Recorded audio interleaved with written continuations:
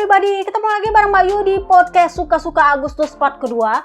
Kenapa ini part kedua? Karena part pertama udah ada minggu lalu kalau nggak salah. Untuk edisi Suka-Suka itu memang nggak bersambung, tapi lebih kepada identitas bahwa kalau kita bikin podcast Suka-Suka berarti ada yang pertama, ada yang kedua, kurang lebihnya kayak gitu. Skrip gue untuk part kedua ini nggak panjang, cuma 4 lembar, mudah-mudahan sama seperti part pertama. Jadi mungkin ya panjangnya nggak lebih panjang daripada part pertama ya. Gosip pertama yang gue lupa bahas di part pertama adalah Mark Marquez akhirnya dapat Desmo MX 450-nya dia. Jadi setelah Pecco Bagnaia dapat pertama kemarin dengan motor yang diciptakan unik untuk dia karena dia membutuhkan itu untuk flat track di motor Range VR46, jadi dibuat edisi khusus untuk Pecco. Sementara untuk Mark Marquez edisinya standar karena dia pakai untuk dirt bike, dia pakai untuk ya terbang kiri terbang kanan gitu-gitulah, jadinya dia pakai yang versi standar, sementara Pecco itu khusus untuk flat track, makanya dia pakai suspensi khusus lah, inilah itulah. Nah kemarin juga para rider Ducati setelah yang satu liburan kemana, yang satu justru nongkrongin Suzuka 8 Hours ya kan.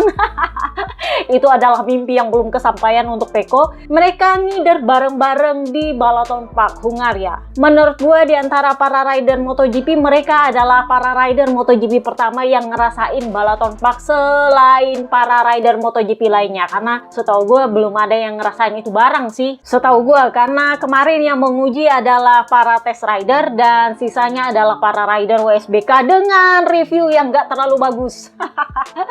Jadi pasca crash berjamaah, berbuah cedera berjamaah di sprint race-nya WSBK kemarin, Hungarian GP, beberapa rider WSBK tuh yang ini sirkuit sebenarnya agak-agak mengkhawatirkan karena memang sebenarnya nggak masalah dengan tikungan lambatnya. Ya di MOS kalau WSBK kan bukan di Brno, mereka di MOS kalau dicek. Di MOS begitu, di Mandalika begitu, jadi semuanya harus masuk dengan gigi serendah mungkin di tikungan 1. Masalahnya adalah sempit Kak Singset. Jadinya nggak ada peluang untuk melakukan kesalahan, terutama kalau itu adalah tikungan pertama baru start. Nah ini memang sempat mendapat kritik dari Stefan Bradl, test ridernya Honda waktu menjajal sirkuit ini beberapa waktu lalu. Dia bilang, menurut saya ini adalah sirkuit paling lambat di kalendernya MotoGP karena lu nggak akan bisa sampai lebih dari gigi 5. Itu yang pertama. Yang kedua, udah nggak bisa pakai top speed pak, belum selesai ngegeber gas belokan lagi kayak gitu. Ya kalau WSBK mah nggak masalah, MotoGP ini kan motornya cepet-cepet kan. Jadi saya sendiri agak-agak khawatir dengan kondisi tikungan yang sempit ini. Masalahnya seperti itu, terutama juga katanya si run off-nya. Nah ini yang gue belum perhatikan, apakah emang run off-nya sependek itu untuk MotoGP, kita nggak tahu. Karena menurutnya Stefan Bradl, motor MotoGP itu kan kencang-kencang. Jadi sekali gasnya WSBK sama sekali gasnya MotoGP itu beda feel, beda cepat juga. Jadi menurutnya dia, ya mungkin WSBK masih bisa lah, tapi kalau MotoGP saya nggak yakin. Sedangkan saya aja yang pakai mode test rider ini, yang terhitung lebih lambat ini, menurut saya ini nggak enak. Ya apalagi untuk rider MotoGP, menurutnya Stefan Bradl, karena dia mengujinya pakai motor MotoGP. Sementara kemarin para Ducati itu nongol dengan Panigale V4, motor jalanan. Ya si Piro juga nongol, tapi juga pakai motor jalanan kak. 6 rider ini, 2 Ducati, 2 VR46 dan 2 Gresini itu menjajal Balaton Park. Tujuannya sebenarnya simple, cuma mau melihat bagaimana tikungannya. Kira-kira kalau pakai motor versi jalanan V4 Panigale ini gigi berapa yang masuk. Jadi mereka bisa kira-kira kalau pakai MotoGP berarti ini gigi berapa. Jadi ya mereka menjajal. Gue bisa lihat bahwa seperti biasa dia ngintilin Mark Marquez. Sementara Pecco lebih suka berkendara sendiri, tetapi reaksi duo Ducati Lenovo itu sama, sirkuitnya unik layoutnya. Jadi ya si Pecco sendiri bilang senang setelah libur panjang kita kembali ke atas motor. Ya memang dia sempat latihan juga di range, tapi ini pertama kalinya dia pakai Panigale lagi untuk ngider-ngider di sirkuit. Jadi dia bilang ya senang setelah liburan kita kembali ke atas motor, itu memang selalu menyenangkan. Kesan pertama saya tentang Balaton Park sih bagus, tracknya. Nah ini gue bilang sangat kecil, Singset bin imut. Jadi Anda harus berhati-hati di tikungan tajam, tetapi overall saya puas. Layoutnya unik, tetapi kami menikmati hari ini. Dengan Desmo GP tentu akan berbeda feel-nya, tetapi untuk saat ini saya cukup bersenang-senang dengan Panigale V4S yang saya pakai. Saya cukup menikmatinya bahkan ketika saya meluncur di tikungan.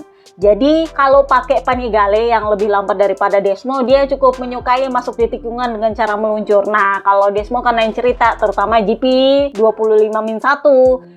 Nah, apa kabar Marc Marquez? Marc Marquez bilang ini adalah hari yang luar biasa di trek bersama seluruh skuad Ducati. Saya senang. Sebenarnya menurut saya, layout trek ini sangat unik dan berbeda dari biasanya. Ini akan membutuhkan riding style yang sedikit berbeda dari biasanya. Banyak sekali tikungan stop and go dan Anda perlu beradaptasi. Semakin cepat Anda menemukan ritmenya, semakin baik hasilnya dan Anda akan benar-benar menikmati kecepatannya.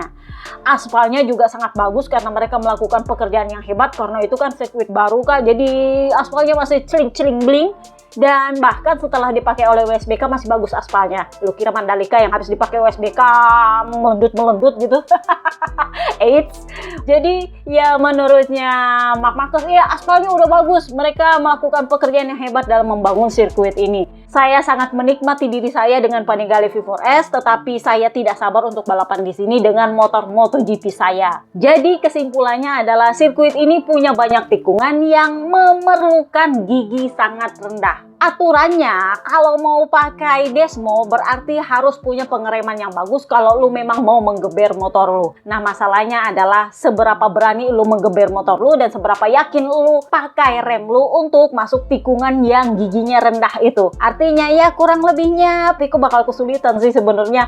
But let's see, karena memang Pecco bilang ya nampaknya memang akan berbeda kalau saya pakai Desmo GP deh. Sementara Marc Marquez sendiri menurut gua itu nggak ada masalah karena ini akan beda-beda tipis dengan Buriram si stop and go tikungan pertama paling. Jadi ya dia mungkin hanya beradaptasi sedikit lah kurang lebihnya, kecuali ya kalau kayak Mandalika lagi kena kutukan gak pernah finish, nah itu lain cerita Kak.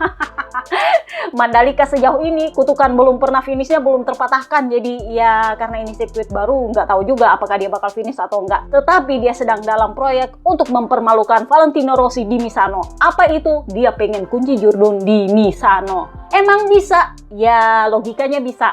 Gimana caranya? Kalau hitung-hitungannya media pengamat, bukan gue loh ya.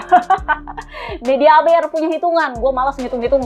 Jadi menurutnya mereka, kalau Marc Marquez mau kunci Jordan di Misano, bisa asal tapi harus kudu Alex Marquez nggak cetak poin sama sekali. Kenapa? Karena dia harus cetak poin 103 poin lebih unggul daripada Alex Marquez. Ya sebenarnya bisa, asal dia atur baik sama adeknya. Bener nggak sih? Gue kunci Jordan dulu, baru lu menang. Bisa nggak sih? Ya bisa, itu kan adanya sendiri. Satu, itu jongos dia. Dua, dia CEO-nya Marquez Company. Jadi ya memang udah gue bilang, skenario-nya adalah dia wajib kudu harus Jordan dan adeknya tetap ada di belakang dia. Tetapi kalau misalnya adeknya ada di belakang dia tapi dia udah kunci Jordan di Misano kan nggak masalah juga. Bener nggak sih? Nah pertanyaannya adalah apakah adeknya ikhlas untuk nggak cetak poin sama sekali selama 4 balapan? Itu kalau 103 poin kira-kiranya sebenarnya 3 balapan lah. 4 balapan sebenarnya bisa 1, 2, 35 poin kan, kalau total 35 poin kali 2, 70, 3 balapan sih sebenarnya 4 balapan sih emang harus 3,5 balapan lah supaya di Misano dia udah unggul dikit, bener. Jadi kalau dia udah cetak di Misano, dimanapun Alex Marquez finish di area poin dia masih tetap unggul 103 poin, nggak masalah sebenarnya. Pertanyaannya adalah apakah Alex Marquez mau atau enggak? Yang kedua, apakah Ibu Suri mengizinkan cara itu atau enggak? Itu aja sih sebenarnya, karena kalau dia mau cetak Jordan dengan cara atur baik sama adanya itu mah gampang. Kan yang penting gue Jordan dan yang penting lu di atasnya Pecco, bener nggak sih? Jadi gue Jordan dulu, kunci Jordan dulu di Misano. Entar lu ngejar gue terserah gimana modelnya di setelah Misano, mau di Indonesia kek, mau di Motegi kek, mau di mana kek, pokoknya yang penting gue kunci Jordan dulu di Misano. Kenapa? Karena itu adalah proyek dia sejak 2015. Dia pengen banget kunci Jordan di Misano. Kenapa? Karena itu adalah prestise dia dan cara dia menunjukkan bahwa dia lebih hebat dari seorang Valentino Rossi di rumahnya Valentino Rossi. Kenapa? Karena itu markasnya VR46. Kalau kalian ke Misano, di sirkuit Misano itu ada headquarternya VR46 sebenarnya. Jadi ya memang wajar kalau itu adalah impiannya untuk bisa kunci Jordan di Misano. Terakhir kemarin yang kunci Jordan di Misano adalah Quartararo. Itu mewakili Yamaha tepat ketika Valentino Rossi mengumumkan pensiun dan itu adalah balapan terakhir dia di Misano. Dan di tahun yang sama itu adalah kemunculan terakhir Marc Marquez sebelum dia pengumuman diplopia, entah dari mana tiba-tiba diplopia. Itu udah gue bilang, langit kalau turunin sempoa ya jatuh aja kak. Nggak tahu gimana ceritanya tiba-tiba aja diplopia, bener. Jadi memang di sana itu adalah niatnya seorang Marc Marquez untuk bisa kunci jurun di sana. Jadi dia bilang, saya pengen banget bisa kunci jurun di sana. Sudah berapa kali saya niat pengen kunci jurun di sana, tapi selalunya saya malah crash. Nggak bisa kunci jurun jadinya. Kurang lebihnya kayak gitu. Jadi dia pengen kunci jurun kali ini. Pertanyaannya adalah apakah adiknya mau ikhlas untuk memberikan proyek ini kepada kakaknya. Karena bagaimanapun ceritanya, dengan performa seperti ini, dia tetap bakal kunci jurun entah dimanapun itu ceritanya. Jadi media ABR bilang hanya cedera atau hanya absennya dia dari grid yang akan membuat dia gagal jurun. Ya gue nggak tahu kenapa kalau yang satu gagal jurun gara-gara penalti, yang satu gagal jurun mulu gara-gara cedera. Nah, but anyway, nampaknya memang media sedang menggadang-gadang gimana caranya supaya Marc Marquez bisa kunci jurun di Misano. Kenapa? Karena itu adalah proyek yang sangat penting untuk bisa mencoret namanya Valentino Rossi dari manapun, terutama di depan publik Italia. Sebenarnya pasca insiden Mugello yang dia kena sebenarnya udah mulai diademin sih sebenarnya. Tetapi gara-gara tendangan Asen, ini barang nongol lagi kak. Terus salahnya siapa? Ya bukan salah gua dong kalau media yang bahas gini. ABR itu banyak yang komplain karena gue bahas lagi. Ya media ABR lu yang ngebahas melulu, ya gue akhirnya bahas. Kalau mereka nggak bahas, gue nggak bahas kakak. Ngerti ABR? Utak lu tolong dipakai. Gemes gue. Jadi kalau gue bahas itu karena media membahas, dan kalau ada yang nggak bahas itu karena mereka menyembunyikan. Jadi sebenarnya Mugello kemarin perkara soal Tardosi, gosipnya minta tolong sama Valentino Rossi, tolong dong lu salaman sama Marc Marquez lagi. Bebe Vale bilang, oh no, ngapain gue salaman sama dia, orang nggak ada perlu, kan yang diuntungkan lu, dan gue juga nggak ada hubungannya sama lu, nggak ada hubungannya sama dia. Mau gue damai atau enggak, tetap aja gue nggak bisa jurdun. Satu, yang kedua, tetap aja nggak ada yang diluruskan dari peristiwa Sepang 2015. Itu yang Bebe Vale nggak mau. Anak-anak Aquarius itu sangat mementingkan apa yang terjadi dengan kebenaran. Gue agak-agak surprise dengan Marc Marquez yang ya sebenarnya juga karena mereka tahu kebenaran itu penting, mereka tahu caranya menutupi kebenaran. Karena memang anak-anak Februari itu rata-rata adalah anak-anak yang cerdas. Lu lurus atau lu bengkok sekalian. Itu aja kalau anak-anak Aquarius. Jadi ya sebelum kebenaran ditegakkan ya nggak bisa. Itu spesialnya anak-anak Februari sebenarnya. Lu menegakkan kebenaran lu atau lu bengkokin aja sekalian karena lu tahu caranya. Nah, karena nego yang gagal dengan Valentino Rossi di Mugello kemarin kan pada akhirnya ya Bebe Vale unfollow sini, unfollow situ. Akhirnya nggak terlalu peduli lagi lah sama MotoGP. Sebenarnya itu udah mulai adem, semuanya udah oke. Nah, datanglah Asen. Itu salah siapa? Salah Quartararo atau salah langit? Gue nggak tahu. Tetapi kenapa dia melibatkan Marc Marquez itu adalah kuncinya kak.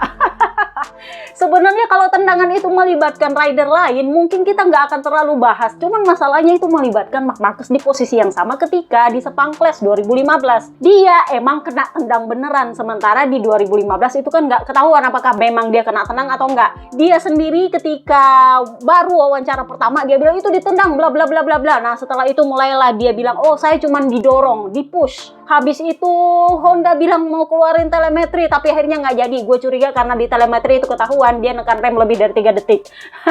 Karena kalau nekan rem lebih dari 3 detik jelas nggak nyambung dengan keterangan kakinya yang cuman bergerak 1 detik. Itu jelas beda. Jadi jelas nggak ketendang, cuman ngepush. Nah itu makanya Marc Marquez itu selalu pakai bahasa ngepush. Jadi itulah kenapa dia nggak pernah bilang lagi kick, tapi bilangnya push. Ngepush itu artinya mendorong, memaksa. Antara dua, mendorong atau memaksa tetapi tidak ada kontak langsung. Ngerti?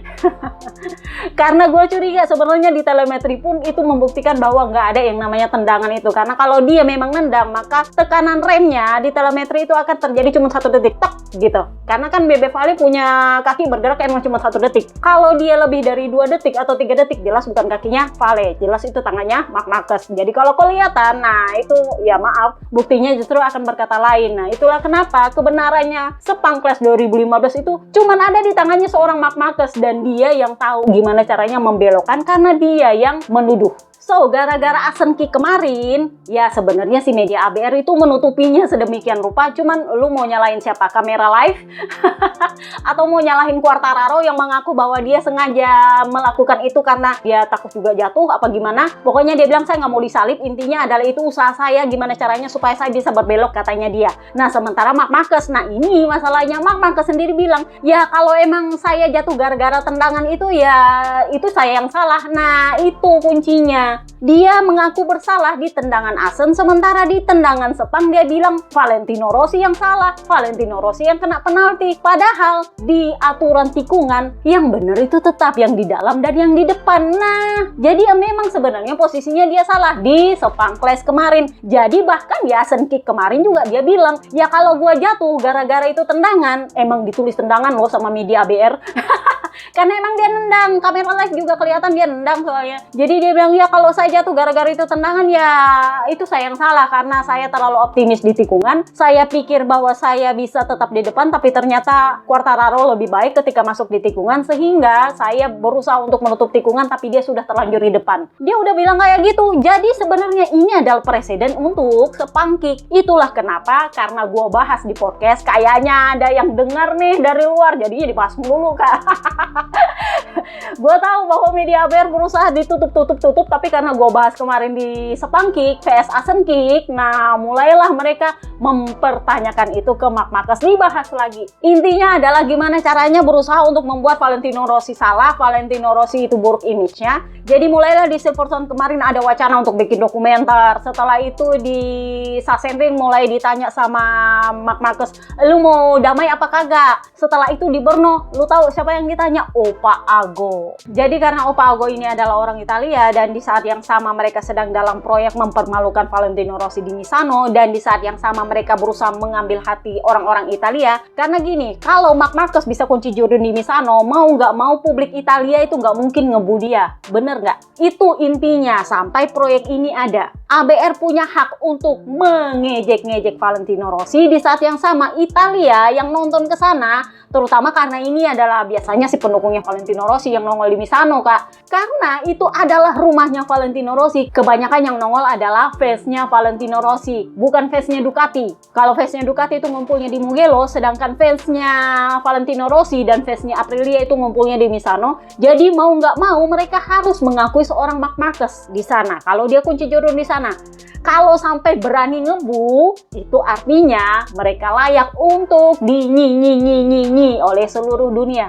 Ngerti maksud gua? Jadi kemarin sebelum seri Bordeaux ada media ABR itu yang bilang bahwa kalau Valentino Rossi nggak rekonsiliasi sama Marc Marquez, yang rugi adalah Valentino Rossi. Udah gue bilang nggak ada ruginya buat Valentino Rossi. Kenapa? Karena rekonsiliasi tidak akan mengembalikan impian yang sudah dihancurkan oleh seorang Marc Marquez. Lu nggak bisa bilang, itu kan cuma perkara judul. No, itu adalah perkara securang apa lu menghancurkan impian orang. Sama seperti impian dia untuk bisa jurdun ke 9 tahun ini, sama seperti impian dia untuk bisa kunci jurdun di Misano tahun ini, itu adalah impian dia. Dan itu kalau sampai dihancurkan dengan cara curang, lu bayangin. Valentino Rossi itu simple, dia cuma pengen jurdun, dia nggak perlu kunci jurdun di mana, enggak. Dia cuma pengen jurdun, nggak muluk-muluk. Dan Marc Marquez dengan cara curangnya bilang, oh dia nge-kick saya. Itu adalah wawancara pertamanya, dan setelah itu dia perhalus dengan mempush gua. Karena secara telemetri emang terbukti bahwa itu nggak ada kontak. Makanya Honda nggak berani keluarin itu telemetri. Karena kalau kelihatan ketekan lebih dari 1 detik, maka itu jelas bukan kakinya Valentino Rossi. Maka itu tangannya Marc Marquez. Jadi mulailah media ini bilang, para fans Italia dan fansnya Valentino Rossi ini wajib move on. Karena itu kan udah lewat. Sebenarnya sih fans-fans yang masih ingat peristiwa 2015 itu udah pada tua-tua kak. Sebenarnya juga udah lupa. Tetapi kenapa Marc Marquez dibenci di Italia itu lebih karena dia punya karakter. Kalian lihat perlakuan dia selama beberapa tahun terakhir setelah dia kembali dari cedera. Dia itu nggak pernah nggak bikin masalah sama Ducati. Nggak pernah nggak bikin masalah dengan mereka Pecco. Nggak pernah nggak bikin masalah dengan, ya you know lah, yang terakhir dia berhasil mendepak seorang Jorge Martin. Itu sebenarnya adalah perkara yang menurut mereka, Marc Marquez ini nggak punya rasa, apa sih dibilang, welas asih, kebaikan, apa sih? Intinya gini, lu nggak bisa melakukan hal yang salah sama orang lain cuma demi mendapatkan kemauan lu. Ngerti maksud gua? Itu apa sih namanya? Kepekaan apa sih? Pokoknya kalian lah yang ngerti-ngerti. Intinya seperti itu, karena dia mengkhianati Honda, pergi dari Honda, putus kontrak setelah dia melanggar sumpah dia dan janji dia bahwa dia pengen pensiun di Honda. Ketika dia kembali dari cedera kan dia bilang, saya pengen pensiun di Honda, ini adalah pabrikan sekali seumur hidup saya, bla bla bla bla bla. Dan akhirnya dia melanggarnya sendiri. Itu yang menurut orang Italia nggak bagus. Karakternya, bukan 2015-nya Kak. 2015-nya itu adalah awal dia punya karakter terlihat dengan jelas, dan setelah itu makin jadi. Dan itu makin kelihatan ketika dia mengkhianati Honda, ketika dia melakukan segala cara dengan simply bilang Pramac is not an option, dan itu berbuah Pramac hengkang, Enea hengkang, Jorge Martin hengkang, dan itu membuat semuanya kacau balau cuman karena dia pengen jadi adipati Ducati. Dia bahkan membohongi Honda dengan bilang gua itu nggak dibayar di Gresini, gua itu nggak pindah ke tim pabrikan, cuman masuk ke tim satelit kelas paling rendahnya Ducati, malah itu cuman pengen tahu kondisi gua. Sebenarnya itu cuman alasan karena dia tahu kalau dia bagus. Dia tahu dia bagus memang karena dia akan pakai motor terbaik di track, sudah pasti dia bisa minta promosi ke Ducati pabrikan. Dia tahu itu, makanya gue bilang orang Aquarius itu langkahnya itu panjang, sisa lu mau pakai cara bengkok atau pakai cara lurus. Kenapa? Karena lu tahu itu benar atau enggak. Lu tahu dengan benar. We know it. Valentino Rossi, gue dan Marc Marquez, anak-anak Februari itu pasti tahu yang kayak gitu. Kenapa? Karena mereka dilahirkan seperti itu. Black and white sebenarnya. Lu mau lurus-lurus atau lu mau pakai cara bengkok. Nah, masalahnya adalah Marc Marquez punya cara itu bengkok. Jadi orang Italia itu yang lu nggak bisa pakai cara gitu Kak. Sebenarnya fans Italia zaman now itu sebenarnya nggak tahu terlalu banyak soal Sepang 2015 sebenarnya. Nggak tahu terlalu banyak, tetapi mereka kenal karakternya Marc Marquez itu sejak dia kembali dari cedera. Ya dia culikintin lah, dia sombong-sombongan lah di depan halayak Mugello. Itu yang bikin publik Mugello nggak suka, dan ya Valentino Rossi punya fans ya emang nggak suka aja.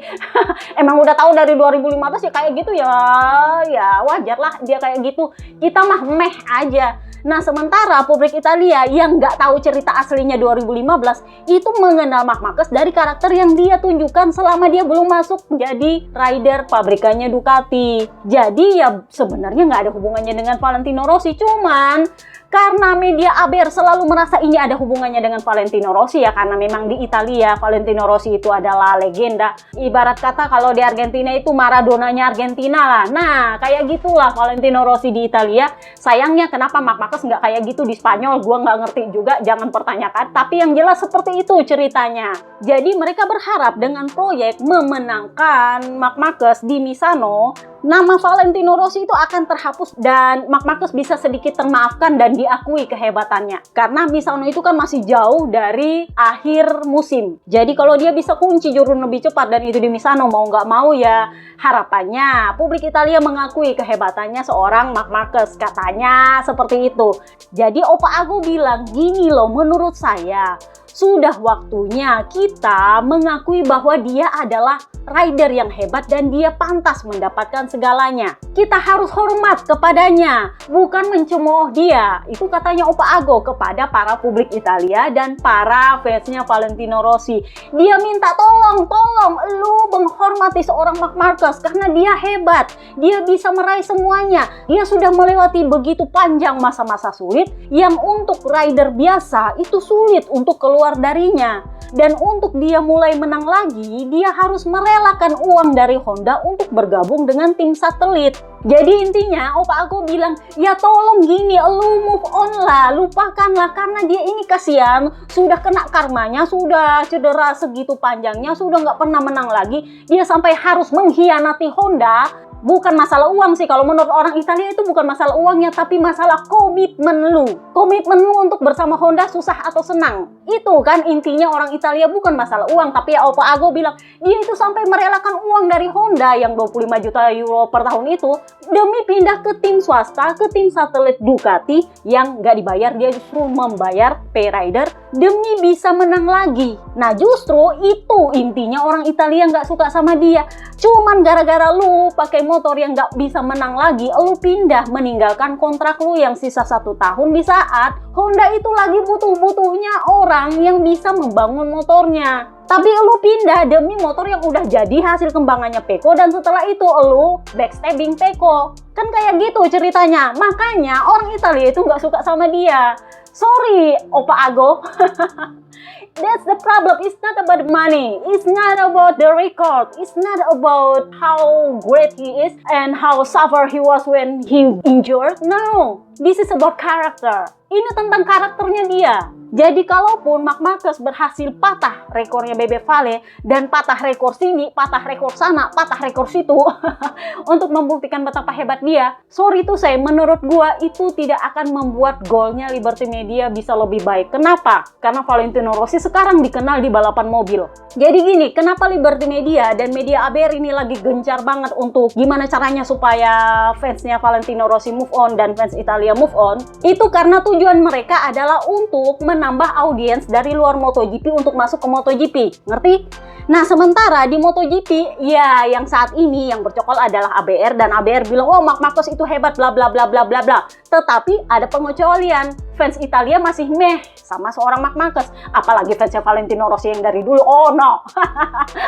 Nah, sementara fans dari luar MotoGP yang nggak ngefans sama MotoGP, misalnya ngefansnya mobil, sorry tuh saya Kak, Valentino Rossi balapan mobil di sana dan dia bagus. That's the problem is. Jadi, misalnya lu nggak ngefans sama MotoGP, lu ngefans balapan mobil dan Valentino Rossi balapan di sana dan dia bagus. Tahu nggak dia dikenal sebagai apa? Legenda MotoGP. Dia yang pegang rekor jurdunya MotoGP. Ya kalau dikalahkan nanti sama Marc Marquez ya mereka nggak tahu. Tetapi mereka tahu bahwa ini adalah legendanya MotoGP yang ternyata bagus kalau balapan mobil. Jadi orang di luar sana yang nggak tahu MotoGP tapi tahu balapan mobil itu kenal Valentino Rossi. Di saat yang sama, namanya Valentino Rossi di MotoGP ini masih susah buat dihapus. Ya di sana namanya juga ada Kak.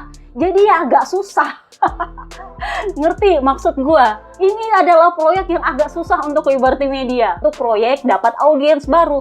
Udah gue bilang Valentino Rossi itu kayak bintang yang dari belahan bumi manapun itu tahu bahwa dia adalah bintangnya MotoGP. Dan justru karena dia balapan mobil saat ini dan dia balapan bagus, dia justru lebih dikenal sebagai orang MotoGP yang ternyata bagus balapan mobil oleh fans yang non MotoGP. Ngerti maksud gua? Itu yang bikin susah. Jadi mau dipoles seperti apapun rekornya seorang Marc Marquez di MotoGP, ya itu cuman fans MotoGP yang tahu.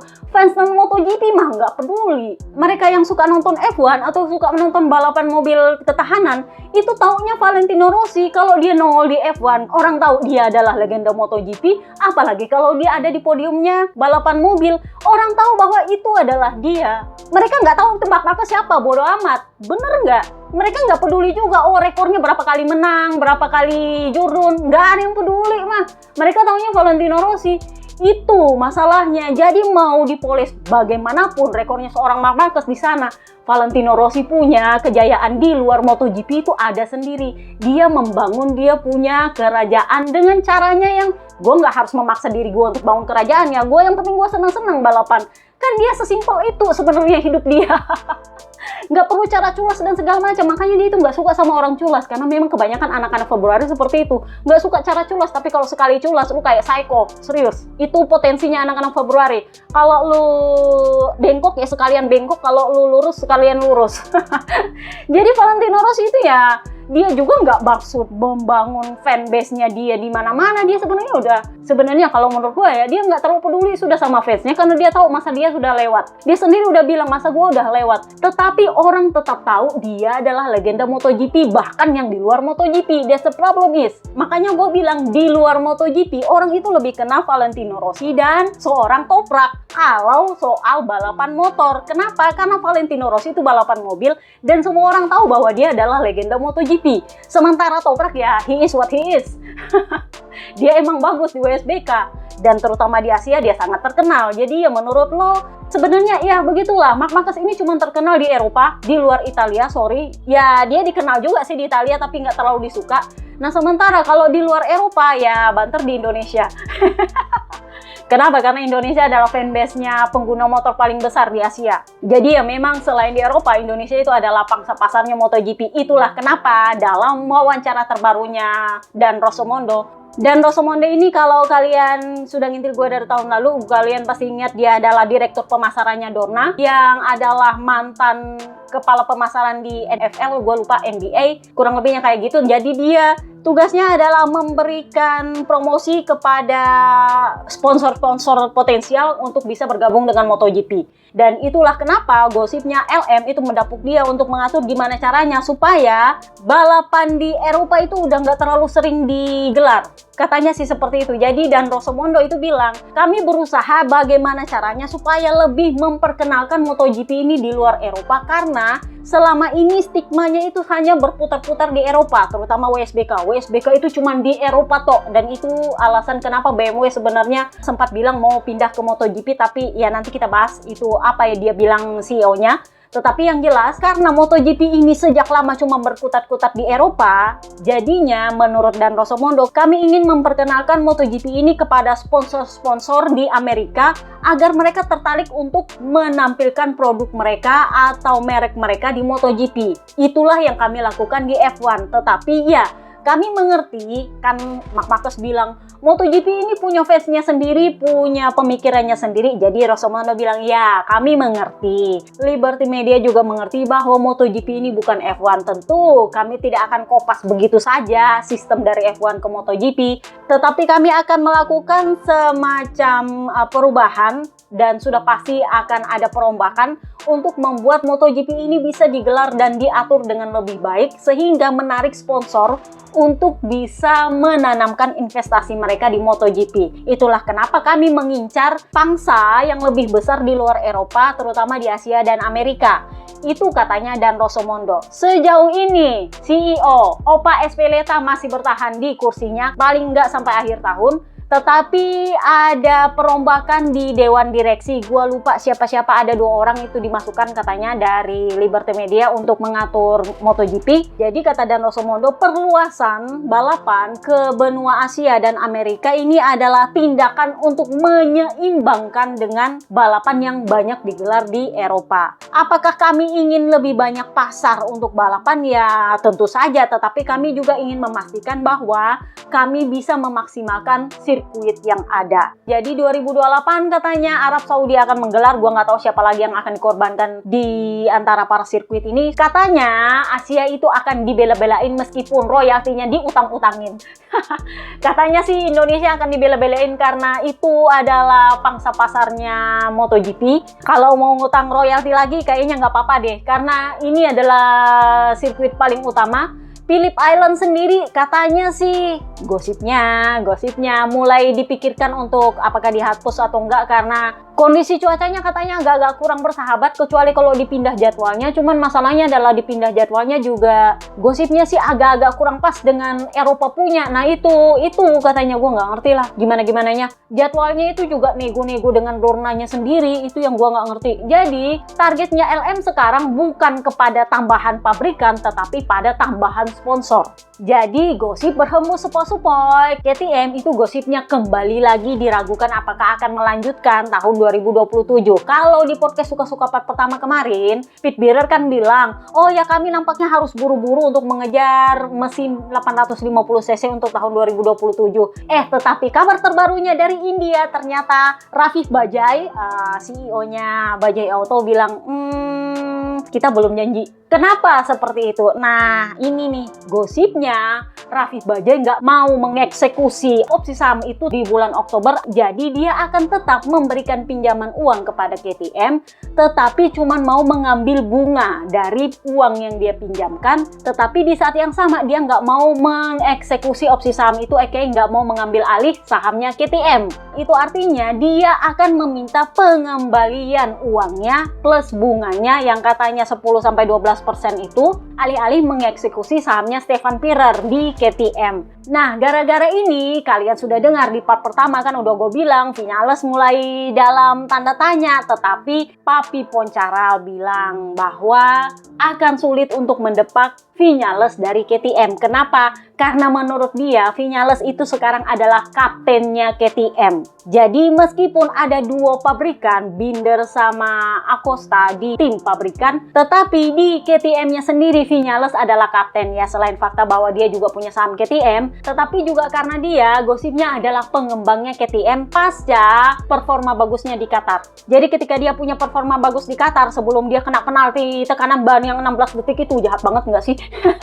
Jadi sebelum dia kena penalti tekanan ban itu performanya dia bagus. Nah, itu yang membuat dia didapuk untuk menjadi kaptennya KTM dan katanya menjadi rider pengembangnya KTM untuk saat ini. Sempat ditanya oleh media ke Papi Poncara, kira-kira duo KTM pabrikan agak-agak keberatan nggak dengan hal seperti itu? Karena kan aturannya mestinya Binder yang jadi rider pengembang. Karena kan Acosta namanya juga masih rookie tahun lalu, dia masih belajar gimana caranya mengembangkan motor. Nah, di sisi lain ternyata Viñales dijadikan kapten. Jadi media bertanya, kira-kira ya terutama Acosta itu kira-kira komplain atau enggak. Jadi Papi Poncara bilang begini, Pedro memang agak tersesat tahun ini. Dia nampaknya bukan seperti pembalap yang sama seperti tahun lalu. Sementara Maverick bertindak sebagai kapten, dia melindungi Pedro tanpa pernah menempatkan dirinya di atas Pedro. Dia mengulurkan tangan kepada Pedro seperti seorang adik kecilnya. Jadi Viñales itu membantu Pedro memahami seluk-beluk RC16 dan mencoba mengendalikan reaksi motor dan bagaimana cara membaca data. Dia tidak pernah mengajari Pedro panjang lebar, tetapi dia selalu memberikan kehadiran yang menenangkan bagi Pedro, berbagi pengalaman dari seorang pembalap yang pernah bekerja di Yamaha, Suzuki, dan Aprilia, dan itulah yang membuat peran kapten dia terwujud. Karena dia dianggap punya banyak pengalaman sehingga dia tahu bagaimana caranya membaca data dan bagaimana caranya mengendalikan motor, dan katanya itu yang diajarkan ke Pedro. Jadi dia tidak bilang saya lebih baik, tetapi dia bilang ayo bekerja sama kepada Pedro. Dia menyukai proyek ini dan dia ingin memajukan tim. Nah, ini artinya nampaknya Viñales juga akan menolak tawaran dari BMW untuk bergabung ke WSBK karena nampaknya dia lebih suka untuk tinggal di KTM. Nah, di saat yang sama ini kurang lebih bisa menggambarkan kondisi yang Acosta bilang kemarin. Kondisi kami di garasi itu agak-agak tegang sempat karena itu seperti ada ayam jantan yang kelahi di dalam garasi, karena nampaknya dia sama Binder agak-agak clash karena Acosta nampaknya lebih condong ke Viñales, sementara Binder mulai ada Jono yang bilang bahwa dia bukan lagi anak emasnya KTM meskipun fakta bahwa di Brno ya dia dapat ori. Gua nggak tahu apakah karena di antara KTM diundi dulu terus dia yang kejatuhan ori apa gimana, gua nggak ngerti, tetapi yang jelas dia dapat ori di Brno kemarin. Ada Jono yang bilang bahwa dia bukan lagi anak emasnya KTM. Kemarin kan gue bilang dia adalah pangerannya KTM saking anak emasnya dia. Tetapi karena Pedro Acosta gosipnya mendukung Maverick Viñales, nah ini yang katanya agak-agak clash katanya di dalam pedoknya KTM pabrikan, dan itu yang menyebabkan Acosta mulai meleng-meleng ke VR46, katanya sih begitu. Di sisi lain ya gosip sepoi-sepoi, memang katanya Acosta sedang melihat kemungkinan dia pindah manajemen, but let's see kalau soal itu masih sepoi-sepoi banget soalnya. Tetapi yang jelas memang Acosta itu mengagumi seorang Maverick Viñales. Jadi dia bilang, orang-orang terkadang lupa betapa berbakatnya Maverick. Dia menemukan kunci untuk motor ini dan saya banyak belajar dari dia. Jadi kita lihat bagaimana nasibnya Brad Binder setelah eranya KTM ini dan bagaimana nasibnya para KTM ini tahun 2027 nanti. Karena udah gue bilang, Maverick Viñales meskipun dia suka dengan proyeknya KTM, kalau Bajaj nggak mau kasih duit untuk tahun 2027 atau KTM ternyata gagal, akan kecil kemungkinan untuk mereka bisa lanjut tahun 2027. Karena menurut gue, podium di Brno, double podium di Brno kemarin itu belum cukup menurut gue. Tapi ya semoga gue salah. Karena, nah Mike Leitner, masih ingat Mike Leitner ini siapa? Yap, dia adalah mantan kepala tim KTM pabrikan sebelum Francesco Guidotti. Jadi nampaknya dia masih ada kepahitan dengan KTM. Lu dengar apa kata dia? Kan udah gue bilang dari kemarin-kemarin, KTM ini adalah pabrikan yang dulu-dulu yang sangat bangga sama motornya dan dia nggak peduli sama ridernya. Kalau dia butuh, dia akan menggunakan segala cara untuk menahan ridernya melalui kontrak pengkaderan. Tapi kalau dia nggak butuh, dia buang kayak gitu aja. Kurang lebihnya kayak gitu. Nah, Mike Leitner sendiri bilang ternyata seperti itu. Jadi dia bilang, kalau mau dibandingkan zaman saya jadi kepala tim, saya sebenarnya kalau saya lihat-lihat ya, saya, nampaknya saya sebenarnya lebih baik daripada zaman sekarang. Kenapa? Karena di zaman saya dulu, kami memenangkan 3 balapan di tahun 2020 bersama Brad Binder dan Oliveira. Tahun 2021, kami menang lagi bersama Brad di Spielberg dan bersama Miguel di Catalunya. Lalu tahun 2022, Oliveira punya 2 kemenangan di tengah hujan di Mandalika dan Buriram. Jadi menurut saya, track record saya ketika saya memimpin KTM nggak seburuk sekarang loh. Dia patut bangga. Dan menurut saya, RC16 versi 2022 itu sebagian besar dikembangkan di musim gugur 2021 ketika saya masih memimpin di KTM. Itu adalah masa tersuksesnya KTM terakhir kali. Jadi menurut dia, kalau mau dibandingkan dengan rekor tanpa kemenangan KTM hingga saat ini, karena sampai saat ini KTM belum pernah menang-menang balapan lagi, hasil kami tahun 2020 dan 2021 itu bukan hal yang memalukan. Karena menurut kami itu lumayan bagus loh. Pada saat itu, kami finish di posisi 5 dan 6 klasemen juara dunia. Dan terlebih lagi, kalau mau dibandingkan zaman dulu dengan zaman sekarang, saat ini KTM punya 4 pembalap top yang tidak diragukan lagi. Mereka punya Enea Bastianini yang mantan Ducati, mereka punya Maverick Viñales yang adalah kelas kaliber tinggi karena dia punya pengalaman di banyak pabrikan. Sementara saya, pembalap-pembalap kami adalah pembalap-pembalap kadernya KTM. Jadi ya bukan pembalap top dengan gaji fantastis seperti yang sekarang. Cuman ya ini yang dia bilang, saya sangat menyayangkan betapa KTM mudah melupakan prestasi-prestasi seperti ini. Jadi dia bilang setelah tahun 2014 saya memprakarsai seluruh proyek MotoGP, membentuk tim tes dengan 3 test rider di tahun 2016 dan mempersiapkan tim Red Bull di tahun 2017. Tahun 2019 masuklah tim satelit Tech 3 yang sebenarnya sudah disepakati sejak Januari 2018. Saya bahkan berhasil meyakinkan banyak teknisi hebat untuk bekerja sama dengan saya, misalnya dari HRC Honda untuk bergabung dengan KTM. Saya juga berhasil meyakinkan sekitar 40 orang dengan pengalaman internasional untuk bergabung dengan kami. Tetapi ya, saya tidak tahu apakah masih ada orang di KTM yang mengingat itu. Itu saking dia merasa KTM gak menghargai dia loh. Saya juga yang bertanggung jawab atas perekrutan Sterlacchini. Jadi Sterlacchini sebagai direktur teknis KTM itu ternyata dia yang rekrut. Tetapi sayangnya itu menjadi fireback untuk dia, batu sandungan. Karena begitu Sterlacchini bergabung, dia mulai disingkirkan. Di saat yang sama, karena begitu Sterlacchini bergabung, dia tahu nggak ribut sama siapa? Sama Claude Triep yang gabung sama Honda kemarin dengan ada beberapa insinyur lain. Itu ternyata mereka ribut karena Sterlacchini itu bawa nilai yang dia dapatkan dari Ducati itu nggak mau diterapkan oleh para insinyur di KTM ini, Kurt Triep ini, DKK. Jadinya pada clash, sementara Mike Leitner kan yang merekrut Sterlacchini. Dia maunya tolong insinyur, lu nurutlah sama Sterlacchini karena dia yang gue percaya untuk membangun balap motor. Tapi ternyata mereka clash dan deng-deng, Dewan KTM memutuskan untuk memecat dan tidak memperpanjang Sterlacchini. Karena menurut mereka Sterlacchini menjadi biang dari gak pernah menangnya KTM, katanya. Kan waktu itu alasan penembakannya Sterlacchini kan seperti itu. Meskipun ya Pete Bearer sempat bilang bahwa Sterlacchini katanya ada masalah soal dia jarang-jarang datang ke Austria. Jadi dijelaskanlah sama Mike Leitner. Jadi dia bilang gini, pada paruh pertama tahun 2021 masih ada peraturan ketat yang berlaku karena COVID. Jadi saat itu kami jarang bertemu di pabriknya KTM. Sebagian besar meeting itu dilakukan lewat Skype. Jadi kami menyadari bahwa hasil yang kami buat di tahun 2020, di mana kami berhasil lolos di posisi 5 dan 6 klasemen dengan 3 kemenangan, ternyata itu tidak membuat puas Dewan KTM dan di saat itu dia disingkirkan, digantikan oleh Francesco Guidotti. Itu bukan rekrutan dia ternyata. Jadi dia bilang tidak pernah ada pertemuan mengenai krisis yang sesungguhnya. Tapi kami menyadari bahwa hasil MotoGP yang kami peroleh di tahun 2020 itu tidak pernah memuaskan Dewan KTM. Tidak pernah ada pertemuan mengenai krisis yang terjadi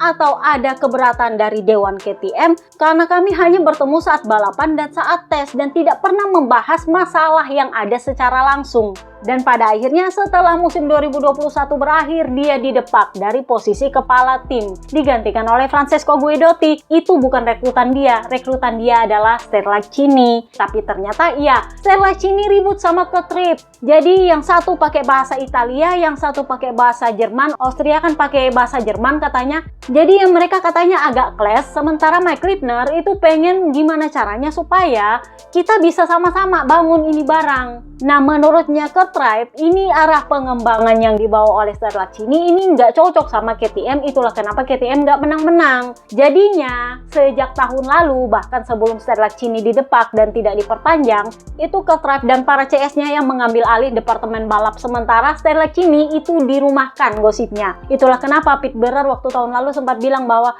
dia mungkin lebih suka di rumah, karena sebenarnya katanya dia dirumahkan. Nah, Mike Leitner sendiri gosipnya udah nggak kepake lagi sama Dewan. Jadi dia bilang di KTM saat itu tidak ada yang benar-benar menghargai arti dan upaya yang dibutuhkan untuk memenangkan balapan MotoGP. Pada titik tertentu, kemenangan menjadi hal yang biasa bagi mereka. Mereka berpikir kami harus menang lebih sering. Tapi saya punya pengalaman puluhan tahun dan tahu bahwa kesuksesan di MotoGP itu bukan sesuatu yang pasti dan harus. Jadi mereka kan lumayan banyak menang tuh tahun 2020. Nah, 2021 ia menang 2 kali sempat. Dan menurut Dewan KTM ini adalah celah untuk Mike Leitner. Itulah kenapa dia diganti oleh Guidotti. Tapi di saat yang sama itu kayak geng-gengan ternyata di sana. Nah, yang menang justru adalah Ketrip CS. Sterlacchini gosipnya dirumahkan sementara dia akhirnya ujungnya dipecat. Jadi Mike Leitner membongkar politiknya KTM memang. Jadi dia bilang, untuk menentukan rider di tim KTM itu bukan cuma manajer yang menentukan, bukan cuma kepala pabrikannya MotoGP Stefan Pierer yang menentukan, tetapi juga ternyata Dewan KTM. Jadi dia bilang, saya rasa ada banyak kekhawatiran di tim karena ada begitu banyak orang yang punya suara dalam perekrutan rider.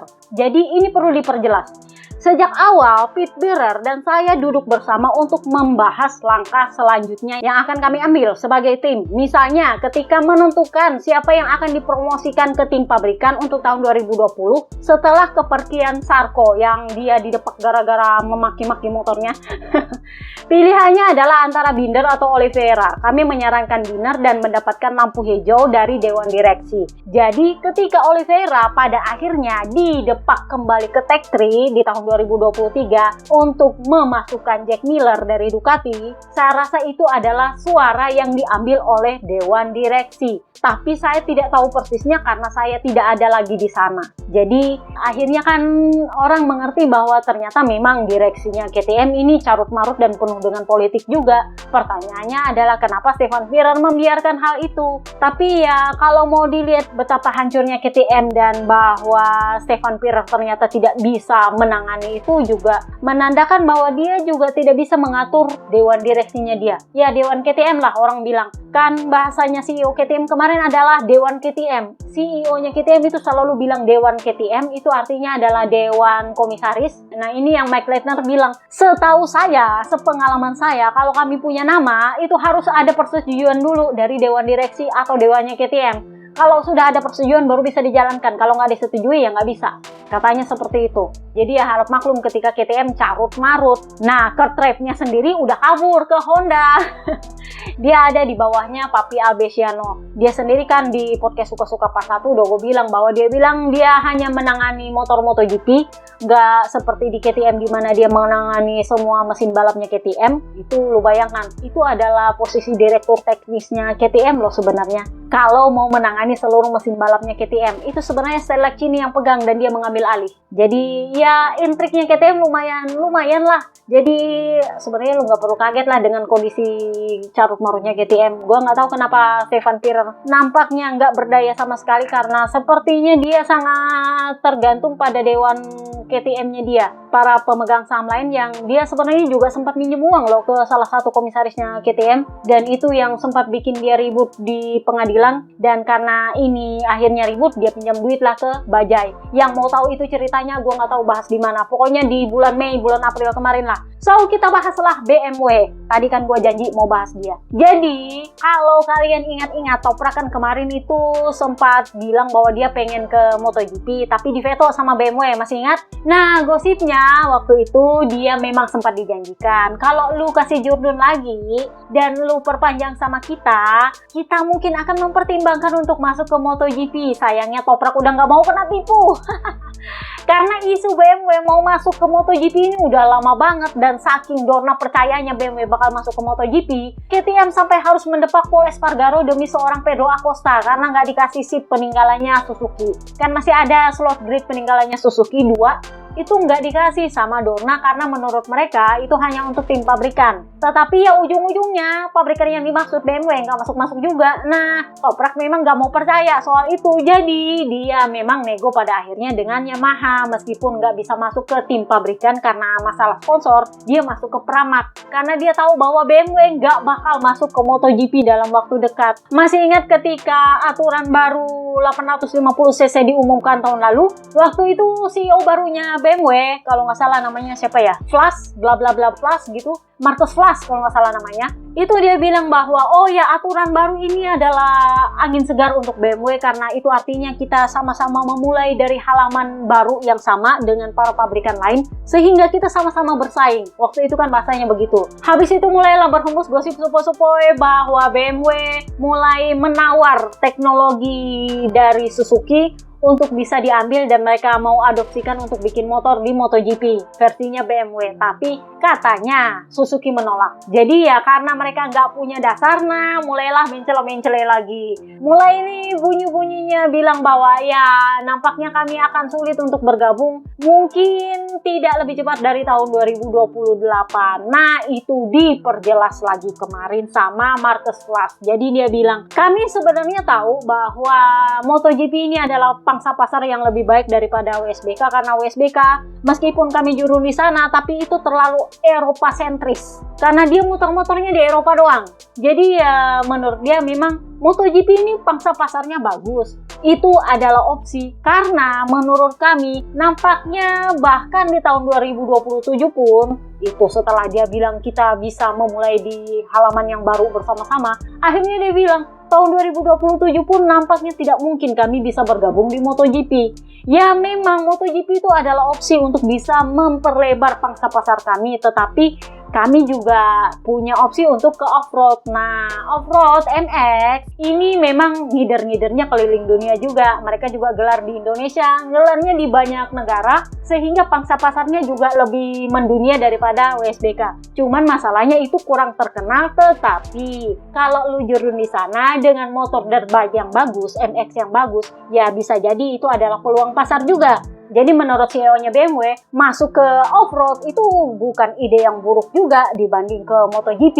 Ya karena MotoGP bakal duitnya lebih banyak daripada off-road. Kenapa? Karena kan udah gue bilang, tarif ekspornya Trump yang 25% ke para produsen Eropa itu sangat memberatkan mereka. Sementara para pabrikan motor Eropa ini ngincarnya Amerika karena Amerika itu adalah negara kaya.